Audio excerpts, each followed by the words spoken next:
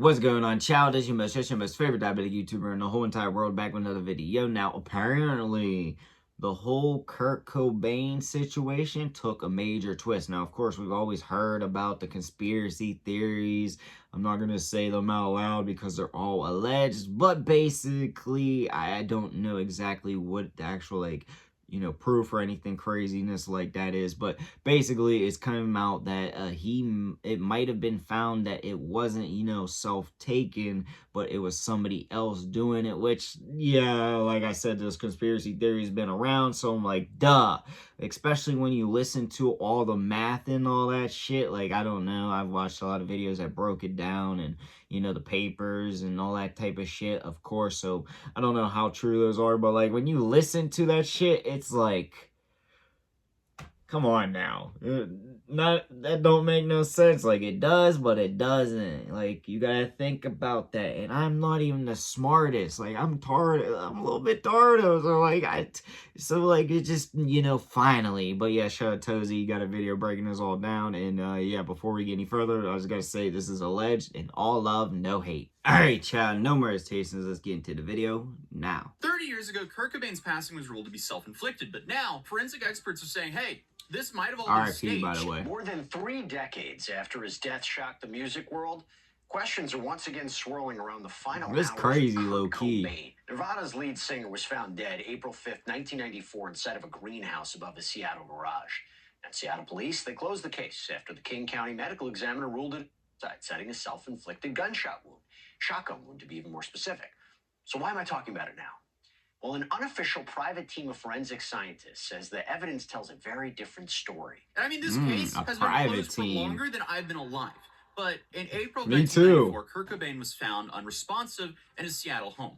A firearm injury was discovered, and authorities ruled it a self-inflicted one. A note was then found nearby, and toxicology reports showed high levels of substances in his system. And again, the King County medical examiner determined the manner of death was self-inflicted. And the Seattle Police Department agreed. Case closed, seemingly. And that was the end of it, or so we thought at least. And look, I am no conspiracy channel, but recently there have been official news reports about a new independent forensic review of this case. And some of the claims made are strange enough where I felt like I should probably cover this. So today we're going to be going through what's being claimed and what the authorities are saying in response. Typically, I start by explaining, who the person we're talking about today is, but most people know who Kurt Cobain was. Lead singer of Nirvana and an absolute musical genius. But back in 1994, Cobain had been struggling, and we know he had chronic pain and depression. Just weeks earlier, there had been a serious medical incident overseas, and police previously removed firearms from his home after concerns of his own safety. And the medical incident we're talking about involved Cobain taking an OD-level amount of substances before being found by his wife, Courtney. Then a few weeks later, Courtney called... I ain't gonna cap. That's one thing. I don't know if you could have been able to even do it. How zooted, allegedly, I mean, he was zooted in his bloodstream and came back, at least allegedly. So I just don't see how that would happen, but I don't know. He used to say that Cobain was locking himself in his room that out loud with a firearm. right but now. When police arrived, he said he was actually trying to avoid his wife. And again, both of these scenes happened just the month Trying to avoid his wife. And I'm mentioning them because they've been used as proof that Cobain was leading up to his passing.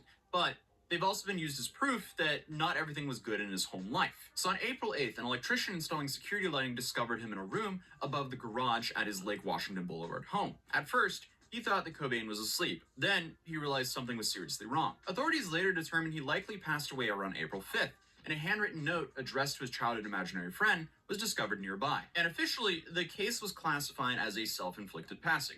But back then, not everyone accepted that. And that was partly due to the mess that happened in the week leading up to his passing. Because for 6 days in April 1994, Kurt Cobain was missing. One of the biggest rock stars in the world was essentially completely off the radar.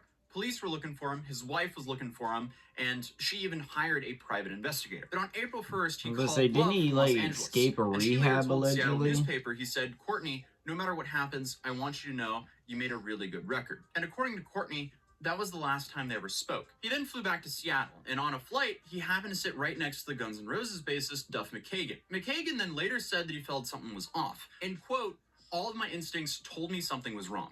After learning he left his treatment, Love canceled his credit cards and hired a private investigator, Tom Grant, to track him down. Meanwhile, Cobain was reportedly seen around Seattle on April 2nd and April 3rd. On April 4th, his mother filed a missing persons report, telling police that she feared he might harm himself. And according to the police timeline, on April 5th, he returned to his home and went into the greenhouse above his garage. He then wrote a note.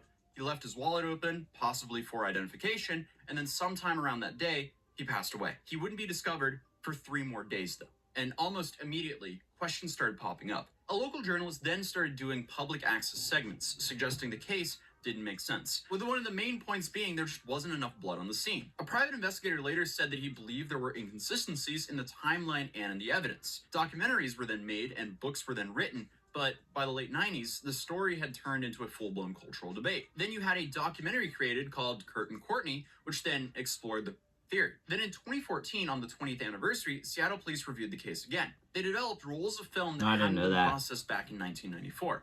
They re-examined the scene photos, and once again, they reaffirmed the original conclusion. Officially, nothing changed. But here's the thing. The conspiracy never really went away.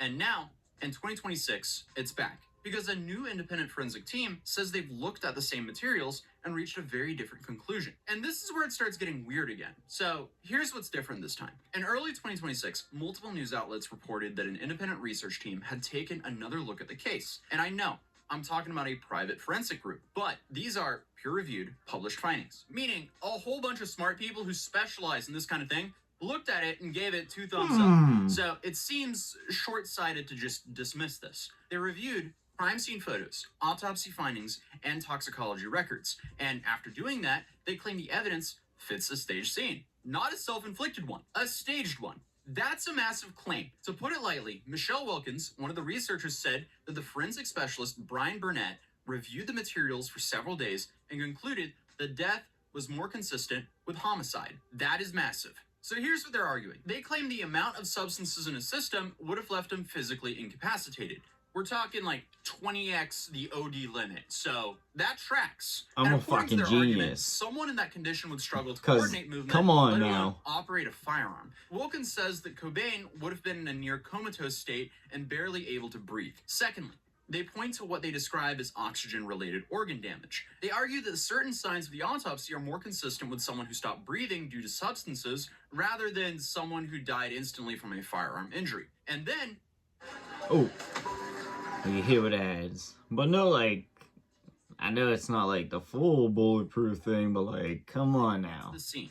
They couldn't lift that shit up. Clean. They probably couldn't even figure out. Which was found wrapped around the part of the firearm, didn't show any kind of visible blood splatter as they expected. Wilkins said, in quote, "There is no universe where that hand is not covered in blood." They also questioned the organization of the substance kit found nearby, saying it looked way too neatly arranged. Their argument is essentially someone under extreme physical duress would not carefully cap needles and put equipment away. They then argue the top portion imagine reads a like clean someone junkie. Does that exist? And fame. Then they claim the final lines not saying he was or disrespecting, you know, just saying. And suggest that this could indicate needles tampering. and shit everywhere outside and shit. You know? It seems like they're implying he wrote the letter about leaving music behind and someone else added onto it. So, not gonna lie here, this looks weird. Looking at this note, I see what they mean. Suddenly, the writing gets really big, and it looks a little different. But the team says they asked for the case to be reopened, and authorities have responded. So the Seattle Police Department says the death was ruled self-inflicted, and that remains their position. So the King County Medical Examiner's Office said they are open to reviewing new evidence,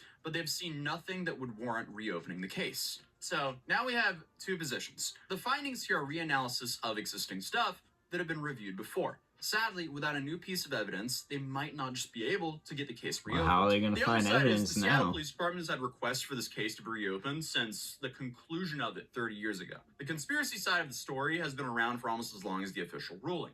But a team of experts publishing a peer-reviewed analysis is still a lot more solid than 3 decades of conspiracy theories. But a lot of the stuff in the new report matches with a whole bunch of the theories that I mentioned earlier. Like the public access host who said the police reports just didn't line up. He claimed there wasn't enough visible blood for what had happened, which is pretty similar to what the recent analysis said. Then you have Tom Grant, a private investigator who had been officially hired by Courtney Love during the chaos before Cobain's passing.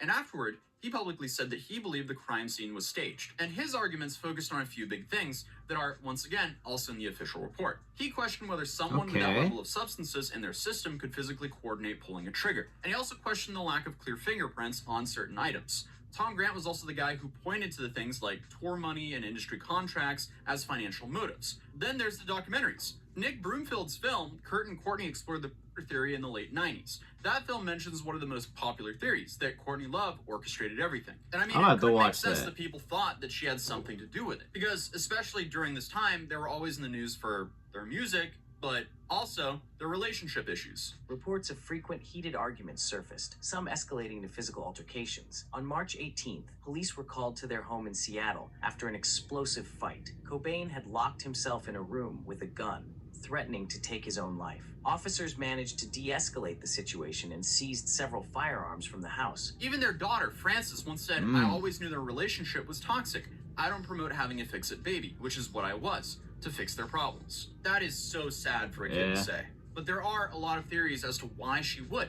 Some also a lot of fix-it babies out there. Others point to the fact that she gained his estate. Sorry, I can make the joke. I'm a mistake baby. It is also very important to mention that Courtney Love did sign over the estate to Kurt's daughter, Frances, in 2012. But as of February 2026, his passing remains officially classified as self-inflicted. So whether this new report changes anything in the future, we don't know. And look, did Kurt Cobain openly have issues with depression and substances? Absolutely, yes. But I don't think that means that we should just ignore details that look very weird. And again, in this video, we are absolutely not accusing anyone of anything. We are just...